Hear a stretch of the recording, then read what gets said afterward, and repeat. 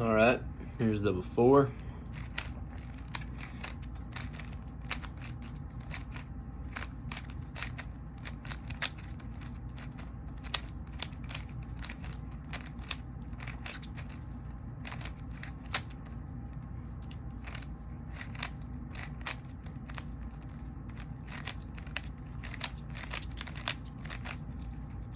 Here's the after.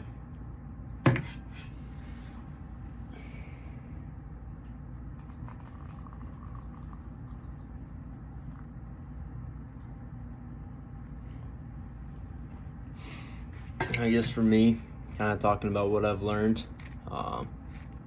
trying to learn how to solve a Rubik's Cube. Something I've always wanted to do. Kind of learned at one point, but forgot how to do it.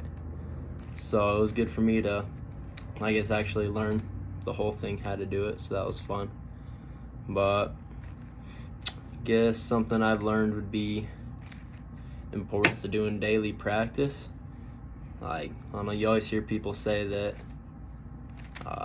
10 minutes a day is better than just doing 2-hour blocks trying to learn something, whether it's trying to learn piano, whether it's trying to learn a new language, guitar. I don't know, just that daily consistent practice is what is actually really important, rather than just big I don't know, big jumps at a time. Like if you were to just do 2 hours once a month, better just do 10 minutes a day.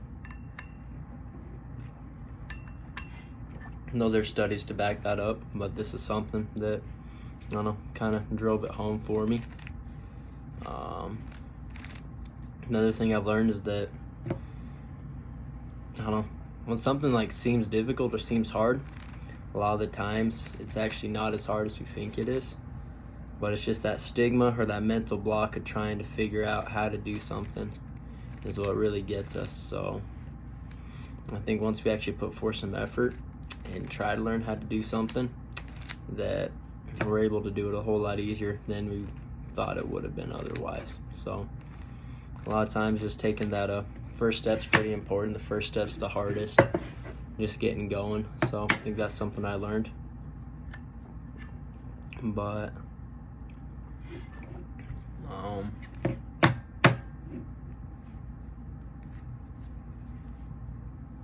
yeah, other than that, I think I probably learned that more than one way of doing things.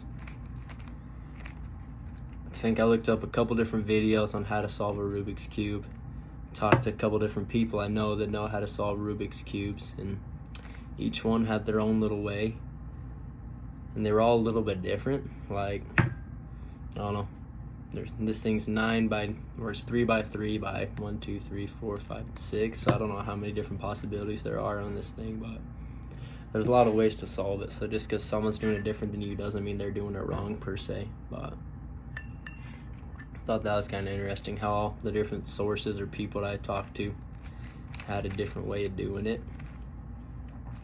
And I don't think any of them are wrong, but I just went with the way that I found was easiest for me. The way I was able to do it fastest. Not real fast, obviously, but fastest. Once I kind of got the steps down. I think it's easier for me just because it's got patterns.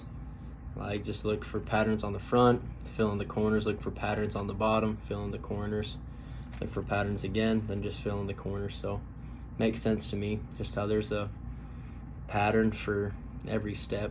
Just gotta remember that, so that's been good for me. But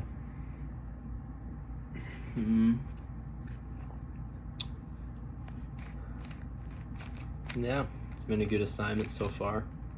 Enjoyed it. It's been good for me to actually learn how to do this.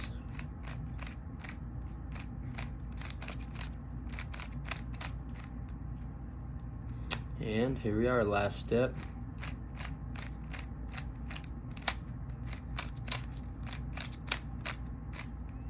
There we go. Solved Rubik's Cube under 5 minutes. So there you go. Hope you have a good day. Hope you had a good Thanksgiving break.